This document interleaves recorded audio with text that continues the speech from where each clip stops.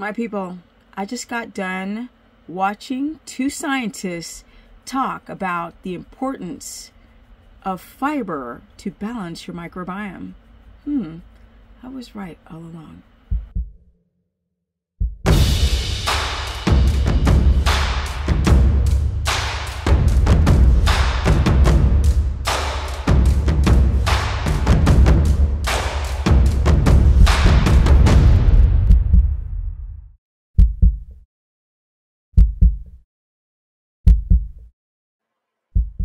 Welcome everyone to my very humble channel, and let's get into it.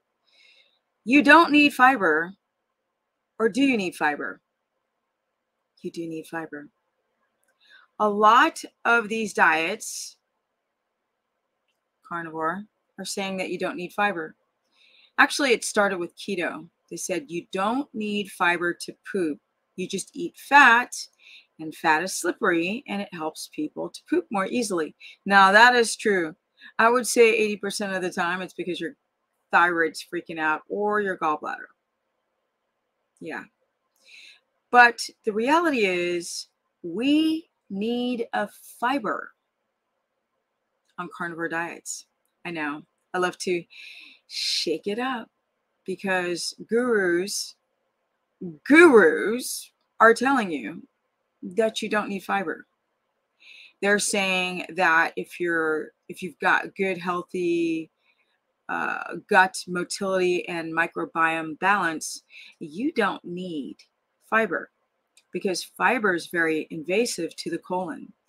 It's rough. It's like, it can be like shards of glass for a lot of people. Yeah. And it makes your poop act like Velcro. It adds too much bulk to the colon. And so poop starts to stick to poop that's stuck to the walls, and fiber can actually make you more constipated, which is true. But I'm not talking about the fiber that the standard American diet of nonsense teaches you. I mean small amounts of prebiotic fiber. So those people with a unhealthy gut microbiome have relief. I'm going to show you a video that confirms everything I've been saying, that to have a balanced gut microbiome, you need prebiotic fiber. Now that's in foods like leek, asparagus. People use things like inulin, which we don't have to go there. But at least in the cruciferous family, we have asparagus. And this works as a prebiotic fiber that allows the probiotic or any of the bacteria to stabilize in the gut wall. And a stabilization of bacteria helps protect the mucus barrier, because without that fiber, that barrier thins. And when it thins, you have inflammation. You see a lot of people who've been taking pharmacological interventions through the whole life, and antibiotics and birth control pills and all kind of stuff. They weren't breastfed, or they're drinkers, or they're smokers, or they have high blood sugar, or they're eating things that are high in preservatives or just chemicals, really. You don't need a lot of prebiotic fiber, but you need it to help stabilize the gut microbiome and the mucus layer, and also diamine oxidase, which otherwise known as DAO. This helps stabilize or process histamines. Histamine that is coming from certain foods like cheese and butter and nuts. And yeah, there's aged meats, bacon, fish. A lot of these foods are considered high histamine, which is fine if you have a healthy gut, balanced microbiome, strong mucus layer, and enough diamine oxidase. But a lot of you guys doing carnivore do not have a healthy gut. That's why you do the diet. But then after a while, things begin to invert. you start to find yourself not being able to eat foods you were once able to before. And that's not good. And this is why I do this video series. I cover all 3 diets. I think that carnivore is amazing for the short term. People become very dogmatic. They fast. They think they're going to get their electrolytes all from meat. They don't realize that their electrolytes are tanking. Their diamine oxidase is tanking. And now they become more limited with even the meats because DAO drops. And that's an antihistamine. And the mucus layer thins out and your gut becomes more inflamed on carnivore. You find yourself limiting the amount of foods and the diversity of foods that you once could eat, even though you had histamine before. You're now shrinking, which is why Michaela Peterson went through a stint of not even being able to eat beef. She had to switch to lamb. Now, I don't know if she has corrected that now, but this is a typical situation where somebody's just eating beef, beef, beef. They're not getting a variety of bacteria that is growing on the meat, and they're also not getting any prebiotic fiber, and their electrolytes are tanking and they're not in ketosis. And all of this aggravates your immune system. So I was doing research. Yes, I was doing research like I always do, and I ran across this podcast of a vegan, I know, but he was interviewing scientists that study the microbiome, and they have nothing to do with carnivore or keto, but they made some very interesting comments about fiber that I've been screeching for the last 5-6 years. So let's check it out. I'm just saying, let's check it out. One way of keeping microbes in your digestive tract and having them set up shop and take up permanent residence is by creating niches for them, creating professions for them to make their living. And that really is eating a diet of diverse fibers. Now, I understand if the fiber degraders aren't there, how do you do that? And so I think, I would encourage people that are having these sorts of problems to try to find that sweet spot of where you can have a little bit of fiber in your diet and keep it there for a long period of time, months, maybe years. And over that period of time, the hope is that you'll gradually accrue these microbes. They'll stick as they experience that, and you'll gradually be able to ramp up your fiber degradation over time. You just have to be patient and hope to encourage these microbes that you randomly encounter in your life. So I don't think it's a hopeless situation. I just think it's one that you need to be diligent about. Here's the thing. I don't want people to start adding gobs of vegetables to their carnivore diet or even to their keto diet. It's about adding just a little bit of prebiotic fiber to stabilize gut microbiome. This field opening up was really to try to identify what a healthy microbiome is. And the approach, which seems really logical, is to study the microbiome of a bunch of healthy people and just try to distill out the commonalities. And I think, and that's worked to some degree. I think we have a good understanding of what a microbiome looks like in a healthy, for instance, American. But the question is still, is that really a healthy microbiome? I think that, we have... Probably not, because so many people have been exposed to some type of chemical, if not poor dietary choice. But there's more healthy rather than less healthy, like myself. I'm not perfectly healthy, but I'm more healthy than most.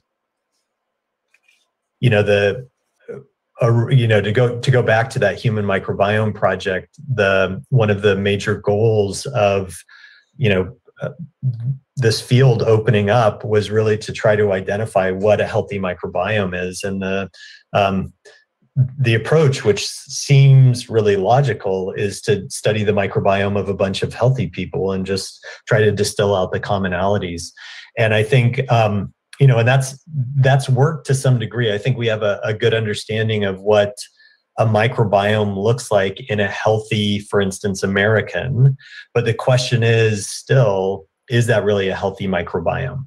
I think that, we have kind of a new or different frame of reference with a whole set of studies performed by various groups around the world, looking at populations of people that live traditional lifestyles. So hunter-gatherers, rural agricultural populations, indigenous communities that haven't fully industrialized. And what is apparent from these studies is that the microbiome of people that haven't been exposed to an industrialized lifestyle looks very different than the typical industrialized microbiome. And I've been screeching this for so long that we are not hunter-gatherers or more remote or more simple societies where they're just doing basic farming, like some of these African villages that are farming that are not eating the processed foods. We are not hunter-gatherers. They did not have the complete obliterated and destroyed guts that we have now. So when you fast, today you're intermittent fasting. You're not fasting because there's no food. You're electively fasting, and then you don't rest. So you put your body in a state of cortisol, which speeds up the imbalance of the microbiome. It's so interesting how people keep referencing, well, hunter-gatherers did this. Well, we don't live like hunter-gatherers at all. And our guts are completely different from that time. I mean, there's pollution in the air. There's heavy metals in the air. There's plastics in the water, in the air. We add chemicals to everything. Yes. It's so interesting, this concept of fiber. Now, I would never have brought this up and pushed this issue had I not noticed my own experience with carnivore and not being able to eat the foods I used to be able to on a keto diet. I used to be able to eat cruciferous vegetables without even blinking, avocado without any problems. 9 months on carnivore, then going back to a ketogenic diet, trying to get more potassium, I was bloating up like crazy. I was feeling terrible. And I have a lot of other people experiencing the same thing. So for those dogmatic people who are just like culty about their carnivore diets, it'd be interesting if I spoke to you guys directly instead of being keyboard warriors going like, oh my God, it's so amazing for me. But let's hear a little snapshot of what these two are about to say that confirms everything I've been saying for a long time. Let's check it out. What are we doing from a dietary point of view? Yeah, I mean, that's a great question and something that our lab is actually studying. If you look at all the data from both animal studies and now some more recent human studies, it looks like there's sort of two factors of diet that have emerged as important for a healthy microbiome. One we've talked a lot about, which is dietary fiber. So these complex carbohydrates we know is what these gut microbes rely on for their energy source. Did you guys hear that? She's saying that fiber is what the gut microbiome is using for its energy source. But let's continue. So for the naysayers who are like, you don't know what you're talking about, you're not a scientist. Well, here's some scientists. Our human genome doesn't encode much of a capacity to degrade you mentioned them. So inflammation there. And I get the feeling that's a bit of a key word when it comes to the microbiome, and also a possible explanation for how the microbiome could contribute to various disease states, these chronic conditions that we see, very much the diseases of today anyway in developed countries. Can you break down inflammation for me? What is inflammation, and why is this a problem and a potential sort of unifying way to kind of explain how the microbiome may be involved in these various disease states? You want to take a crack at that? Sure. I mean, inflammation, the way that me as a microbiome scientist thinks about it is like our body's way of paying attention to and trying to make the calculation of good versus bad bacteria. So, Justin mentions this mucus lining. The microbes, humans are basically a tube, and so, which is our digestive system. And our body knows that it needs these microbes. And so it's trying to keep it within this tube. The last thing that we want are these bacteria to like breach the tube, get into our circulation, and cause a systemic infection. That's a horrible scenario. So our immune system is paying attention to sort of what's happening within that tube. And if it gets the sense that a microbe is behaving badly, like secreting toxins or just causing trouble in the gut, it will say, okay, this microbe is not behaving well. I'm going to set off this inflammatory response, this immune response, to keep that microbe in check.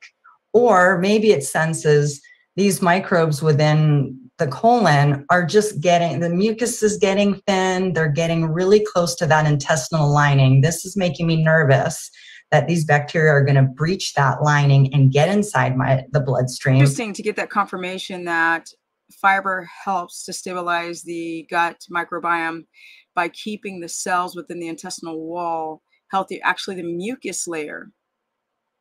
Because if you have a dysbiotic gut and imbalance of bacteria, then that mucus layer thins, which is what we talk a lot about, leaky gut. And certain things will encourage that leaky gut, like eating carbs and bread and smoking and drinking and eating sugars and pesticides and all the things I've mentioned before. And of course the pharmacological interventions, but once we develop that leaking gut, you can't just do a bunch of meat because there's nothing for the bacteria to, if you had kefir, for example, there's nothing for the bacteria to attach to. Yeah, it needs fiber to balance. And even just the stabilization of your bacteria in your colon stabilizes through fiber. That's why I like for people to do just a little bit of asparagus, a little bit of fiber a couple of times a week, not gobs of it where you're starting to worry about the anti-nutrients. Oh, I was right about that fiber all along. If you guys want to learn more, go to stephanieperson.com, book a consultation. You can also go to my Instagram, which is Stephanie Ketogenic. If you guys need to book a consultation, go to stephanieperson.com. You can also go and sign up for my monthly membership. That's $15 a month, where I cover all 3 diets, including starch-based, low-carb, high-fat, also just your standard keto omnivore, and definitely carnivore for a therapeutic solution for histamine, for inflammation for the short term, and how to do it right so you can be ketotic. And sign-ups for the challenge will be coming relatively soon. And I'm out. Peace.